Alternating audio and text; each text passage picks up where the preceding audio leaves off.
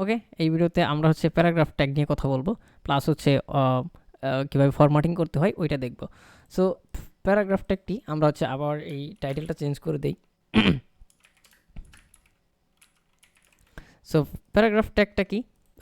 Paragraph tag হচ্ছে এর ভিতরে যেমন এই দেখেন এখানে অনেক টেক্সট আছে, যেমন এই যে টেক্সট, এই ওয়েবসাইটটার টেক্সট আছে না, এই টেক্সটটা আসলে প্যারাগ্রাফ ট্যাগের ভিতরে থাকে, এটাকে বলে প্যারাগ্রাফ, এটাকে নাম দেওয়া হয়েছে প্যারাগ্রাফ। সো আমরা কি করি, এটা ভুল হয়েছে, এনিওয়ে। তো প্যারাগ্রাফ ট্যাগের জন্য পি দিয়ে শুরু করতে হবে, পি দিয়ে শেষ করতে হবে। সো আমরা শুরু করলাম, শেষ করলাম, এরপর হচ্ছে আমরা কিছু টেক্সট নিয়ে আসি লরেম এপসম থেকে, এখান থেকে ডামি টেক্সট নিয়ে আসি। এটা করব কি, এটার ভিতরে দিয়ে দিব। আমাদের এইরকম যদি হয় তাহলে কি করবেন, আমরা ভিউতে গিয়ে ওয়ার্ড র্যাপে ক্লিক করবেন, তাহলে এটা আসলে আবার দেখা যাবে সুন্দরভাবে। এনিওয়ে, তো এই হচ্ছে প্যারাগ্রাফ। এখন আমরা সেভ দিয়ে রান করি কোড। আচ্ছা সরি, আমার হচ্ছে এইটা রান করা না, এই দেখেন এখানে চলে আসছে, এখানে কিন্তু আমাদের যে এই টেক্সটগুলো চলে আসছে এই প্যারাগ্রাফ ট্যাগে। তো এখন কথা হচ্ছে আমরা বিভিন্ন স্টাইল করতে পারি এখান থেকে, এইগুলোকে স্টাইল করতে পারি। যেমন এই লরেম ইপসাম লেখাটাকে আমরা বোল্ড করতে পারি, বোল্ড মানে মোটা হবে। তো বোল্ড করার জন্য কিটা ইউজ করা হয়, সেটা হচ্ছে আমরা একটা স্পেস দিয়ে নই, স্পেস দিয়ে তারপরে আমরা যদি বি লিখি, এই বি দিয়ে মূলত বোল্ড হয় টেক্সট। তো এটার ভিতরে আমরা যদি নেই, তো এখন আমরা যদি সেভ দিই, এখন দেখবেন যে এই লরেম ইপসাম লেখাটা কিন্তু মোটা হয়ে গেছে।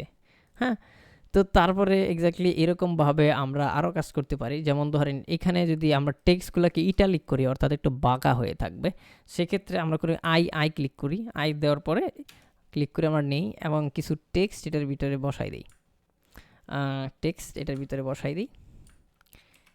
তো এখন দেখবেন যে কিছু টেক্সট এই যে বাঁকা হয়ে গেছে, তো বাঁকা হয়ে গেছে। তারপরে আমরা আরেকটা ট্যাগ আছে, সেটাও বোল্ডের মতোই অনেকটা, এই যে এটা, যেমন আমরা হচ্ছে স্ট্রং নেই, স্ট্রং, এটাকে বলে ইম্পর্টেন্ট ট্যাগ, ইম্পর্টেন্ট। ওকে, আমরা এই লেখাটুকু হচ্ছে স্ট্রং ট্যাগের ভিতরে নেই। তো ওই যে স্ট্রং, এই যে বোল্ড হয়ে গেছে।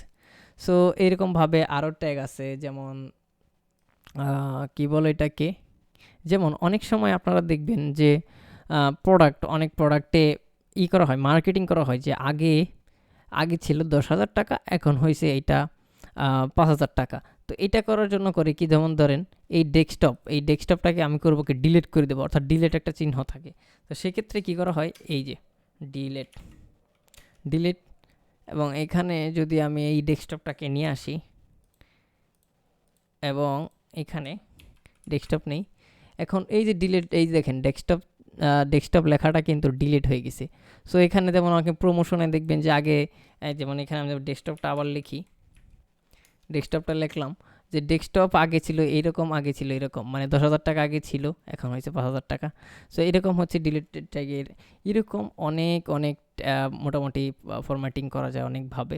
তো আপনাদেরকে আমি চিট শিট দিয়ে দেবো, সেটা হচ্ছে W3 স্কুলের চিট দিয়ে দেবো, ওইটা থেকে আপনারা শিখবেন। এটা আসলে এত কিছু আমি আসলে HTML সময় দিয়ে চাচ্ছি না, আমি আসলে নেক্সটে কীভাবে ভালোভাবে প্রোগ্রামিং বা করতে হয় ওইটাতে সময় দেবো। হ্যাঁ, তো তারপরে বলে দিলাম। এরপর হচ্ছে কী করবেন, এই বিষয়গুলো আবার আমি করি, আবার একটা পি ট্যাগ নিই, পি ট্যাগ নেওয়ার পরে আমরা হচ্ছে আবার লরেম এপসাম আগেরটা কপি করে নিই, অ্যান্ড দেন এখানে আবার পেস্ট করে দিই।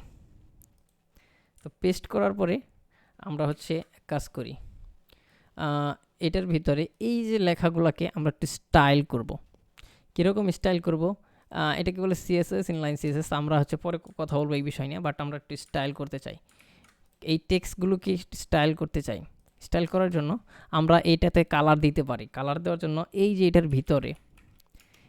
ভিতরে হচ্ছে দিতে হবে, স্টাইলের ভিতরে, তারপর হচ্ছে এখানে আবার একটা সমান চিহ্ন, তারপর হচ্ছে কোটেশন, এর ভিতরে লিখতে হবে। ধরেন আমরা কালার চেঞ্জ করতে চাই, তাহলে কালার লিখলাম, কালার লেখার পরে এখানে ধরেন কি দিব, রেড দিলাম, রেড, জাস্ট বোঝানোর জন্য। দেখেন এখানে রেড হয়ে গেছে কালার। হ্যাঁ, তো এরকমভাবে ধরেন আমরা হচ্ছে এর যে মানে এটা কিন্তু অনেক ছোটো দেখা যাচ্ছে, আমরা একটু বাড়াইতে চাই। তো আমরা একটু বাড়ানোর জন্য কি করতে হবে, যেমন ফন্ট সাইজটা আমরা একটু বাড়াতে চাই। ফন্ট সাইজ যেমন এখানে ধরেন লার্জ দিয়ে দিলাম, লার্জ একটু বড় হয়ে গেল, বাট ফন্ট সাইজ কিন্তু আরেকভাবে দেওয়া যায়, সেটা হচ্ছে এখানে আমরা ধরেন 30 পিক্সেল লিখে দিলাম, 30 পিক্সেল অনেক বড় হয়ে গেছে। তো এরকমভাবে আপনারা স্টাইল করতে পারেন। এই বিষয়গুলো আমি হচ্ছে W3 স্কুল অথবা অনেক চিটশিট আছে ওইগুলো দেখে দেখে করবেন। ওকে, সো এই হচ্ছে বিষয়। তারপর হচ্ছে আবার কিছু টেক্সটের আরও কিছু জিনিস আছে, যেমন আমরা টেক্সট অ্যালাইন করি, টেক্সট অ্যালাইন যদি আমরা সেন্টার দিই, এগুলো দেখবেন টেক্সট সব সেন্টার হয়ে গেছে।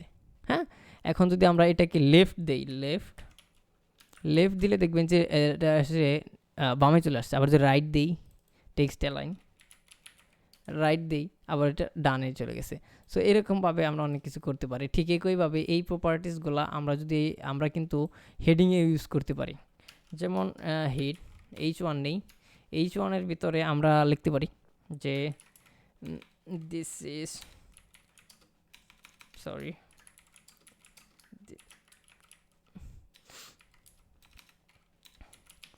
হেডিং। হ্যাঁ, এই হেডিংটা আমরা করবো কি সেন্টারে নেব।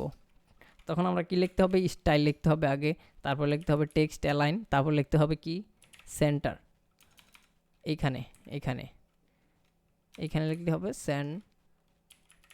সেন্টার, এটা সেন্টারে চলে আসলো। হ্যাঁ, তো আবার সেন্টার আমরা হচ্ছে আবার কিন্তু এটা করতে পারি, টেক্সট লাইন ওই যে দেখাইলাম তো রাইট লেফট অথবা রাইট করতে পারি। এখন আমরা এটাকে কি করব, এটাকে আমরা কালার চেঞ্জ করি।